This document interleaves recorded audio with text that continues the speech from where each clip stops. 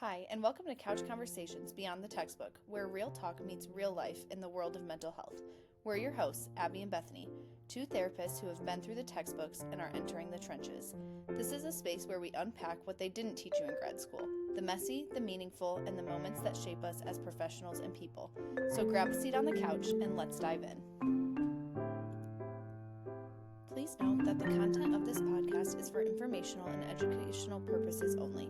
It is not intended to be a substitute for professional mental health advice, diagnosis, or treatment. Always seek the guidance of a qualified mental health provider with any questions you may have regarding your mental health or medical condition. The views and opinions expressed by hosts and guests are their own and do not necessarily reflect those of any organizations or professionals they may be affiliated with. If you are in crisis, or if you think you may have a mental health emergency, please call 911 or contact a local mental health crisis line or emergency service in your area.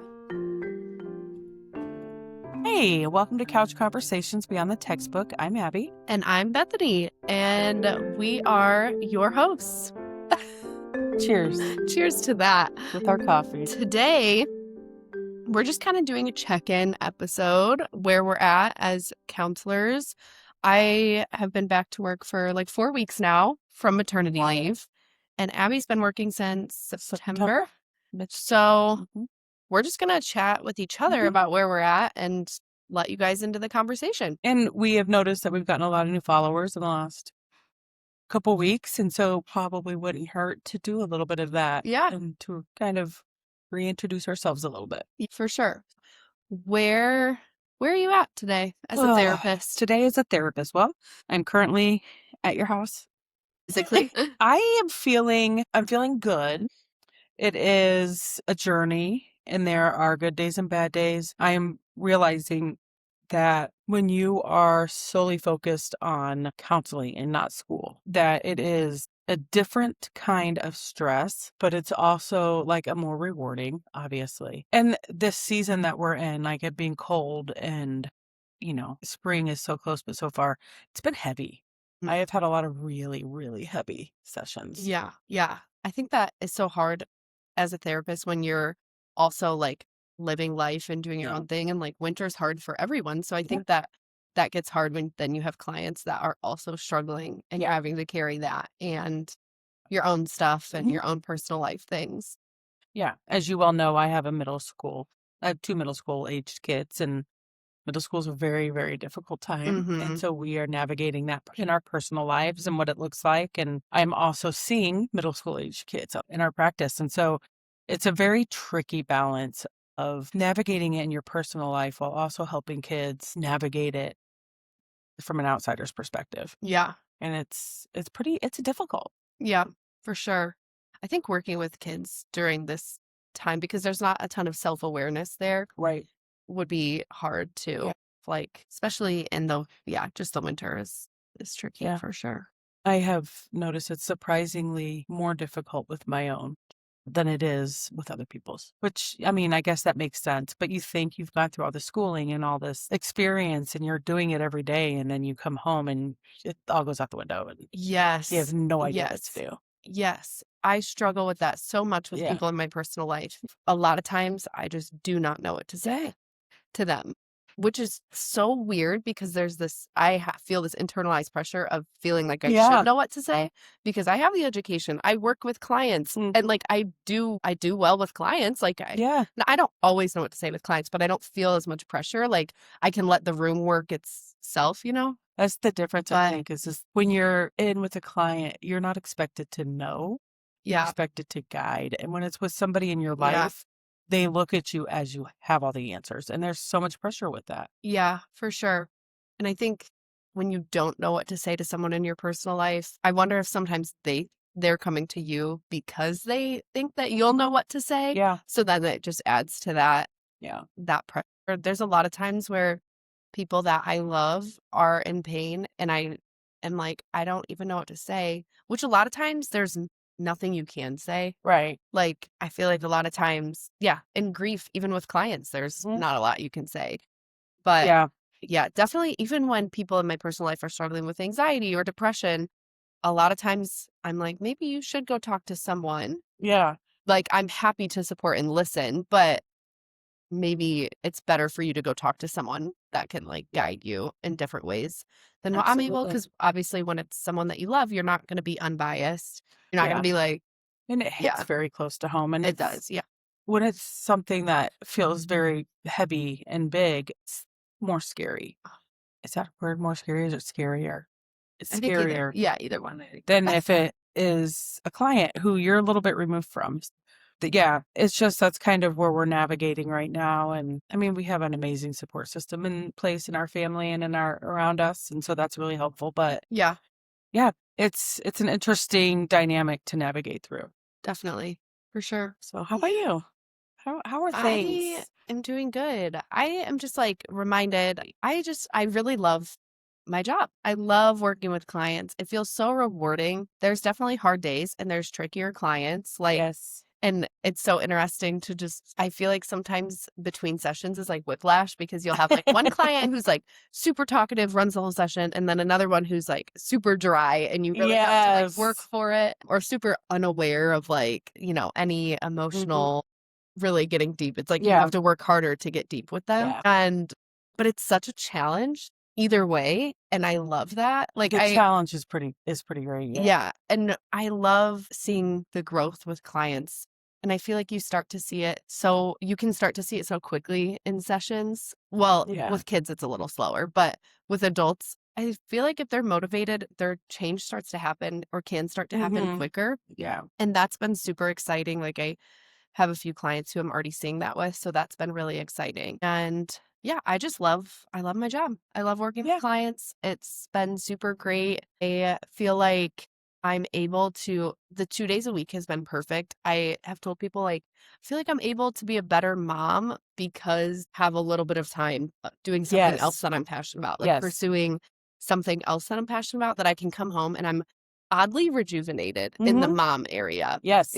And so I think that that's kind of hard to explain because it doesn't seem like it would be that way, since our job is literally sitting with people and hearing about really difficult things or helping them process and carrying the weight of that during the sessions. I've always been okay with compartmentalizing. Like I've never really struggled with that so far, thankfully. So I feel like I just get to go in, do something I'm passionate about, and leave and come home and be a mom. And that's been so sweet for me. And it's so sweet when I walk in and he's like so smiley from me getting back at work, that I just feel like that makes me feel like, okay, he was okay. Yes. Yeah. So yeah, that's been really, really fun. I've really enjoyed that. I love that for you. Yeah. And it's similar. I mean, when your kids get older, it's the same but different. Like they're not meeting you at the door with big smiles. It's usually meeting you at the door with their bag ready to go somewhere. But it's the appreciation you have for what you have, I think, when you get home.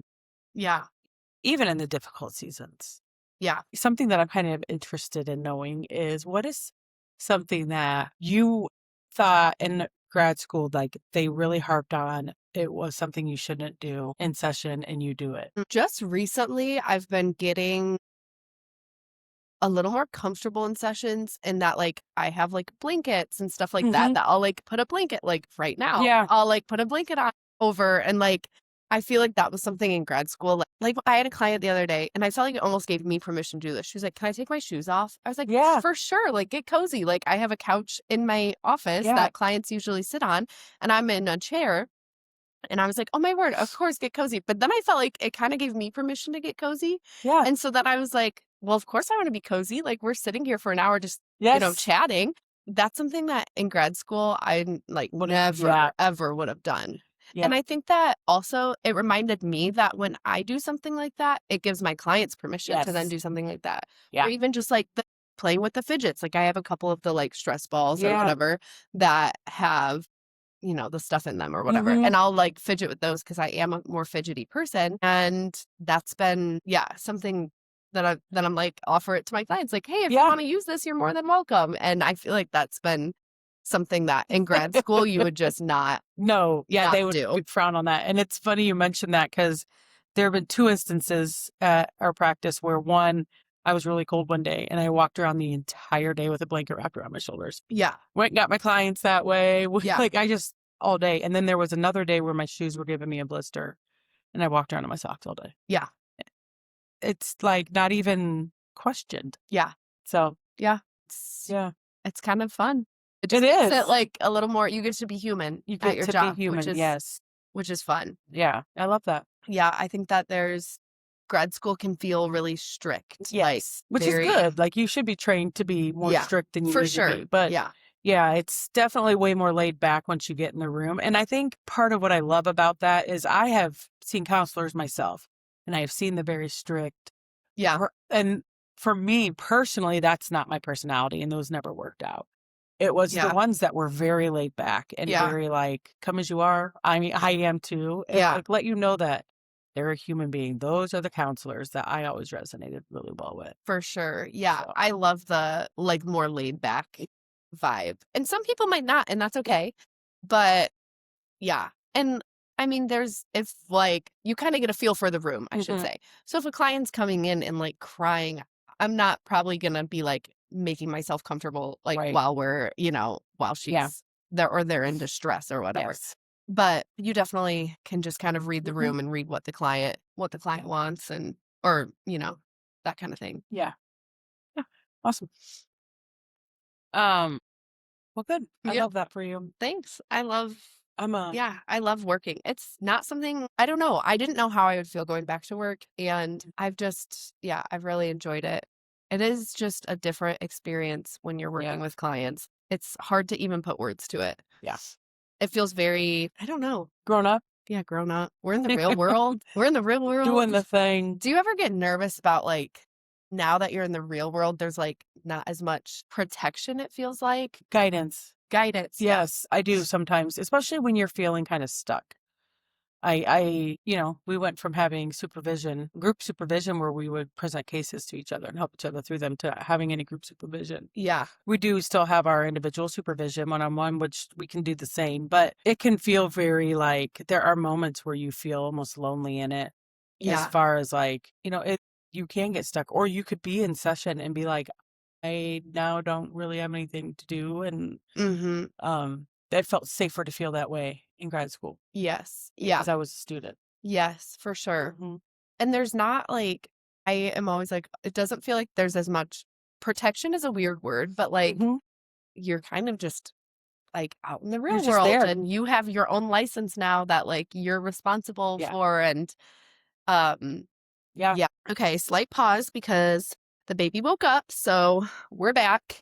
He's joined us. And that's what we should call our listeners. Oh my gosh. The couchies. We've never talked about that. What we should call our listeners? Couchies. I kind of like that. Yeah. That's kind of fun. Okay. What were we saying? We were talking about things that protection, not having the protection, just being out there in the world, doing the work. Like we used to literally run to our supervisor's offices every time there was anything. And now we don't have that. Yes. Run. We miss Nancy. I love my supervisors. Yeah, now we don't really do that. I mean, you ask your supervisor some things, but when you get, you actually make a list of things to talk about which I did, but I always ended up talking about it before we got there. It felt more pressing. Do you feel like you've run into any, like, I always worry about the ethical issues in practice now. Not always, but I still worry about it. Like, I don't want to get caught in any ethical dilemmas, which is bound to happen at some point. Do you ever worry about that? Yeah, working with kids can be tough as far as, I have my first court situation and that is tricky. Never had to deal with this before. So that's been interesting. And then just dealing with parents. So I've been very blessed. I haven't had any real run-ins with parents. Yeah. But I know that it will happen eventually. Yeah. And that I start in intake, I tell parents that, I bring them in every 4 or 5 weeks and we'll do a quick update. But yeah, I worry about a lot of ethical things. Like, am I doing it right? And what if I don't? Yep, I do too. What's something that you worry about? I don't even know. I don't used to worry when I worked with kids about court. I was really nervous about going to court. Now, I don't worry as much now that I don't work with kids, but I worry about, which we should do a whole episode on this, but I worry about clients, like the line between like if they're suicidal or not. That is trying so to like tricky. figure that out. I'm like, okay, is this something that I need to report? Then I'm like, if I have any suspicion, I'm like asking so many questions to the client of like, where are you at? Yeah. Because, that's like the worst feeling in the world. Yeah.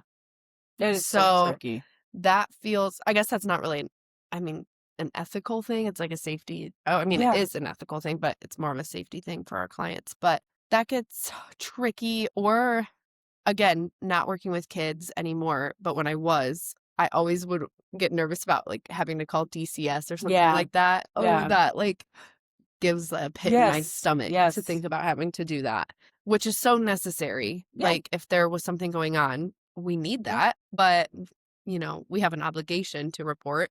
And there is a fine line in reporting about whether or not or if they're going to do anything or not. Because if they're not going to do anything and that like you have to have proof to back a claim up, then do I call or do I not? Like, there's a lot of nuances with it. Yes.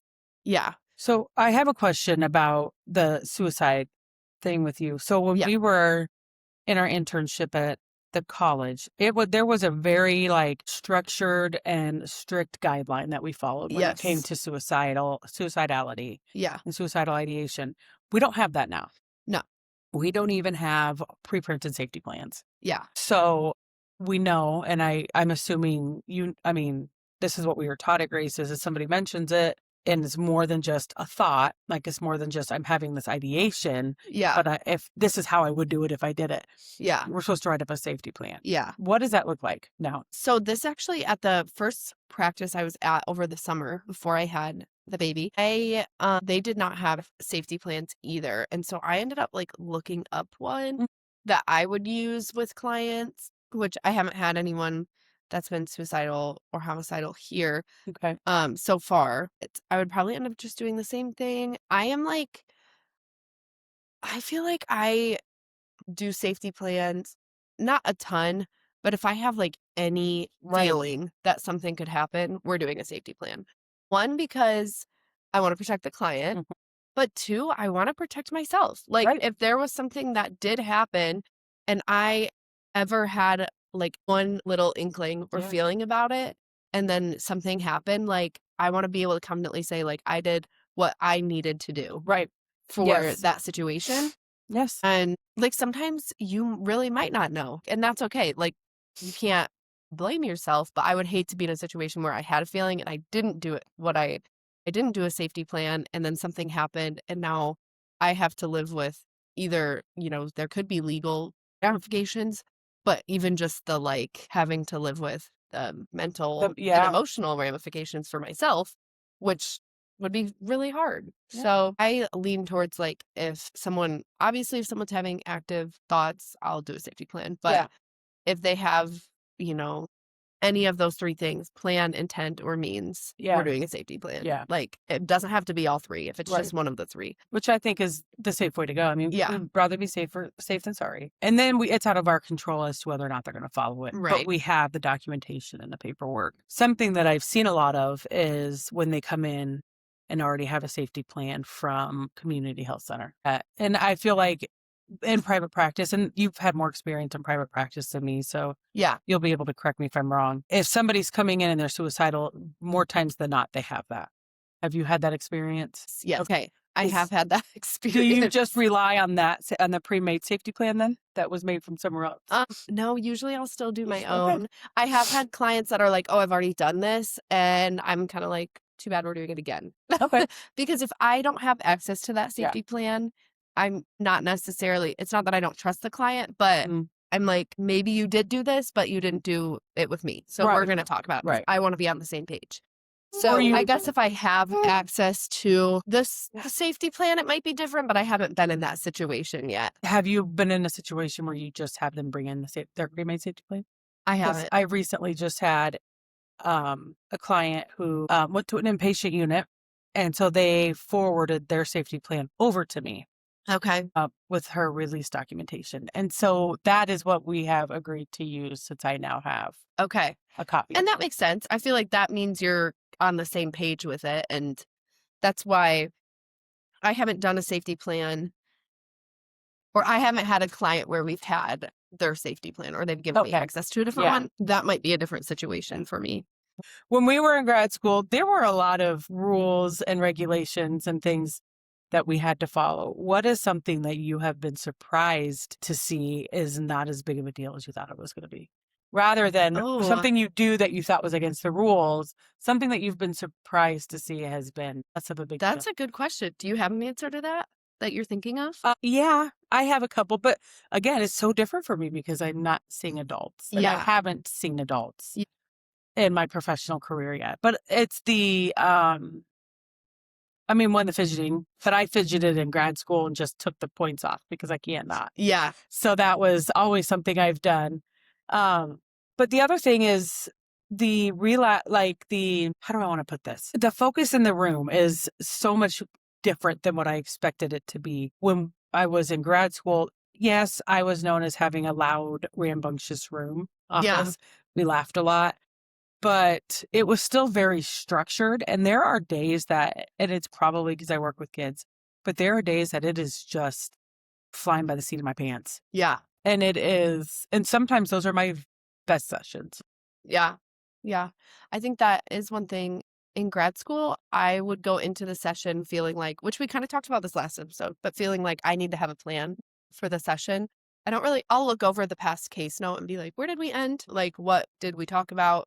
I don't really give homework, but like, did I give them something to think about or, whatever. And we'll chat about that maybe. But a lot of sessions, I kind of open it up to kind of like, where do you want to go today? What's important to you to talk about today? Or I'll even say like, this is what we talked about last week. This is where we ended. Where would you like to start today? Yes. And like, we can start there or we can start somewhere else. Which is not something I felt like you could do so much in grad school. Like the treatment plan, I guess that's kind of where I'm going. The treatment plan is obviously very important in schools and objectives, but the sessions are not as necessarily structured around it as I thought they would be. Yeah, I agree with that. I think also something that you said made me laugh when you were like, I took the points off for fidgeting. Yes, in grad school, I totally just which is so crazy that you even got marked down for that, because I feel like there's a lot of things in grad school where they just like don't let you be human either. Mm-hmm. Like your fidgeting is just your humanness coming through in your session. I would never, like, it would be different if your fidgeting was like you looking other places or seeming disinterested. Right. That's not the case. And that's the same with me. Like if you're still maintaining eye contact and interact, like following with the client, whatever it might be. I don't know. That's just crazy. That it depended on the professor too. Some professors didn't care and they were like, I do it too. Yeah. And then there were some professors, and it was more towards the beginning where professors were very strict. I also feel like there's a difference in professors that are still practicing versus professors that are just educators. Yes. Like I think that there's a huge difference in those two types of professors and how they interact with like your videos and things like that, because the professors I know in our program who was just an educator and who was still practicing based on how they were, I guess, which I think is common in college overall, but it's definitely interesting. Something else that I remember being a huge point being made in grad school that I'm scared of was looking at your watch. My word, yes. Do you remember how big of a deal that was? Yeah. And like you weren't allowed to look at your watch and you had to be sitting like open. Yes. You had to be sitting open and like forward. Yes. Like this. And like, yes. And like you weren't like with having a would have been, thing, yes. Yeah. And now I'm like, all right, we have like, yes. Okay, that gets, Yeah. Like, and I almost always have a cup in front of me of some sort or my water. And I remember being in grad school and being afraid to grab my water bottle when I was thirsty. Yeah. And when you're talking so much, like you want a drink of water. Yes. And so it's like, I guess it's just the humanness of being in the actual career is like so much different. You're different. It's a very professional career. Don't get me wrong. Yeah. But the professionalism in the room is so much more relaxed. For sure. Than what we are trained to be. Yes. Oh my word. That's breaking up so much. Like even just the having a coffee or a drink in front of you or your water. I look at my watch constantly. Yes. In fact, the other day I was with a client. If you hear all these little noises, that's the babies. And we're very distracted this episode because of this. Well, you can have a cute baby sitting next to you. The other day I was sitting with a client and I didn't have a clock in my room. Yes. Okay, so I hadn't had a clock You had in to my get room. Yes, and I had to look at my phone because here's the thing. I have back-to-back clients. It's not right to go over and then have the other client be Yes. like, that's not fair either. And it is important to like set those time boundaries in session Yeah. too. And so I had to like click my phone, and I Yeah. don't like doing that. Like I would Right. rather have a watch or a clock. Yeah. But, you know, I was like, you have to do what you have to do, because I felt like you start to get a feel of the hour or Yes. the 53 minutes. Yep. And so then I was like, I know we're nearing the end of our time. So I had to look at my phone. But I feel like in grad school, I would have like never done that. Your face would have turned bright red, Yeah. and you would have been like, Well, and then you're almost like more distracted thinking about the time when you aren't allowing yourself to Yeah. do what you need to do to check the time. yeah, So then I'm more distracted thinking about the time of the session and if I'm going over than if I would have just like checked my phone. yes. And then, Your client doesn't even notice you've done it. yeah. Yeah. Or like, and they know too. And honestly, a lot of clients, they don't really want it either. Like who Yeah. wants to, I mean, not a lot of people want to sit for over an hour talking about themselves. I find that gets exhausting for them clients start to get a feel for their time too. And I also feel like I've gotten good at ending sessions, which is something in grad school that's always hard. But just I'm go-to is like, well, we're nearing the end of our time, so let's talk about scheduling. That's my go-to. It's every time. Is it? I Yeah. get up. I literally get up and open the door. If I Yes, have a client yes. I'm having a hard time getting them to stop. Yeah. Because there'll be times where I'll be like, okay, well, that's our time, or we only have a couple minutes left, or I will do all the prompts and they're still going. I get up and open the door. Yeah. Yeah. Just kind of kick them out. That's so real. I get up and grab my laptop Yeah. to schedule, and that's how they know. Yeah. But it is like, I wouldn't have done that in grad school either. Like Yeah. there's so many things now that seem, now that there's Yes. in my mind, but they seem like little now, like they don't really matter. That seems so big in grad school. Yeah.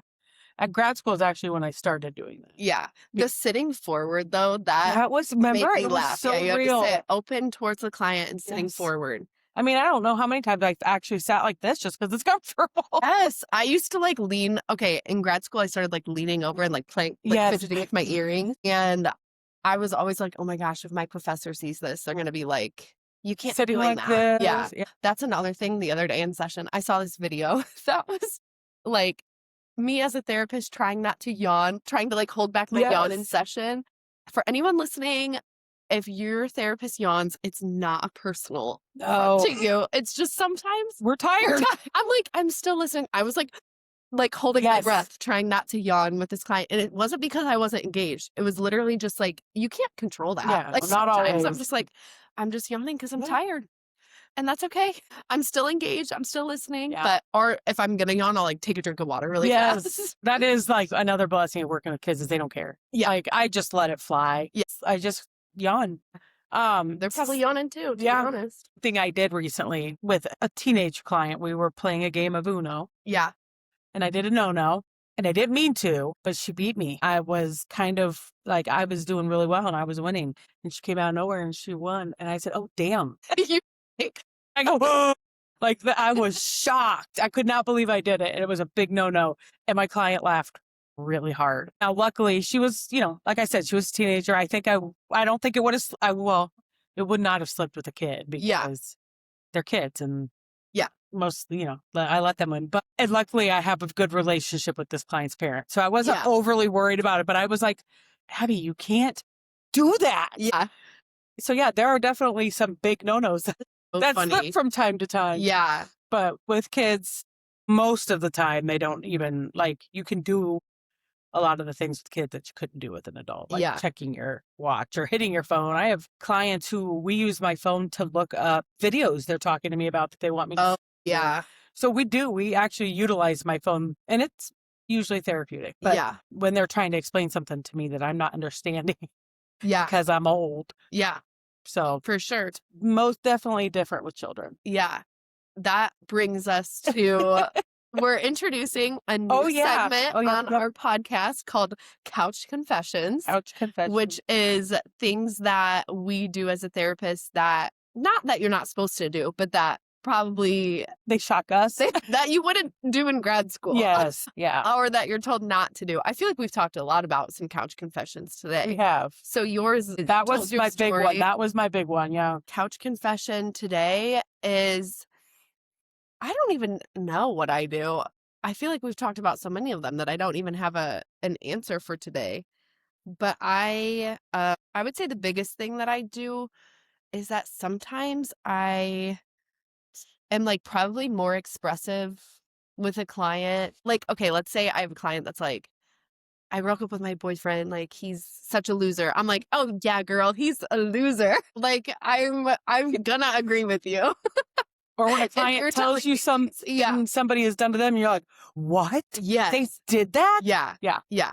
Yes. That's something I would never have done in grad school. I've been like, oh yeah. And now I'm like, oh girl, I can't believe he did that. And that's a lot of times when you know your client. Yes. But like it's still something that I just never would have felt comfortable doing. Like I think that's my biggest one right now. I just struggled with that. Last week I had a client who is middle school. And she was telling me some of her parents' rules.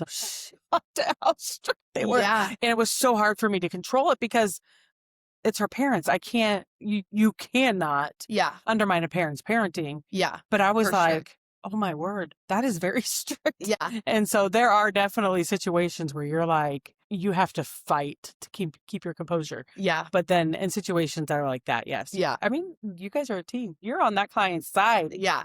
Yeah, for sure. That's my couch confession for the day. Yeah. So I think we should end our podcast by, I feel like we should do this every episode too. Wow, we're just gonna introduce a lot of segments, but I think that we should end by, have you ever heard of Rosebud Thorn? No. Okay, it's where you share like one good thing that's the rose. Okay. The bud is like something that's growing that you're looking forward to, and the thorn is like something hard that you're going through. Okay. Or that. So related to our jobs. Yeah, related to our jobs. Okay. Or if you want to do your personal life, you can. But you go first. I feel like we should do that because I think that's fun. But okay, Rose is one of my clients, went to biweekly, and they've seen a lot of progress in their own life. Yay! That's so exciting. Yeah, that's super exciting. Bud I'm still growing my caseload, so I'm looking forward to getting more intakes. Yeah. Hopefully, in the next few weeks, having a more full caseload. Mm-hmm. That's my Bud. I'm looking forward to that. And Thorn is one of my clients. I'm not worried about her, or I'm not worried about them like harming themselves, but they have no-showed a couple times. Okay. And that kind of makes me sad because I felt like we were going to be able to get a lot. I felt like we were doing well and we were going to be able to make progress, and that this client really needed an outlet for someone to talk to. So that's one really hard thing as a therapist, is that like sometimes you'll see clients and then you just won't see them again. And that's really hard. That is very hard. Yes. That is my thorn for the week. Yeah. Okay. How about you? I would say my rose is I have a client who's in high school, and they came to me presenting with some anger regulation things, and we have turned the corner into maintenance. So this client is well on their way to termination. Great. And so that's exciting but sad, bittersweet at the same time, because these really connected. But so that would be my rose. My bud at work would be a client that I've been seeing since I started. And there seems to be little to no progress, mainly because this client is very resistant to anything. So there's kind of obviously something needs to change. What is it? Trying to figure out what that is. So that would probably be my bud. And my thorn is 100% navigating how prioritize things going on with my family while not affecting my job, like affecting my hours, like not having to cut my hours back or, have any sort of changes to my clients while also navigating, prioritizing, taking care of my family. So that would be my thorn, because that feels very difficult in the moment. Sounds good. Thanks for sharing. Yeah. Okay, I'm excited about where our podcast is going, and I just love doing this. This is super fun. So hopefully people like listening, because we love doing it. So we're just going to keep yapping. Yeah, and we would like to do a question and answer session next week. on TikTok. So Yeah. we will put the details for that out on TikTok this week, and just stay tuned. Yeah, hope you guys can join. Thanks for listening. If you have any questions or anything you want to hear from us, let us know. Have a great week. See you later. See ya. Thanks for hanging out with us on Couch Conversations Beyond the Textbook. If today's episode resonated with you, be sure to subscribe, leave a review, and share it with someone you think can relate. Keep showing up, keep learning, and remember, the best growth doesn't always come from a textbook. See you next time.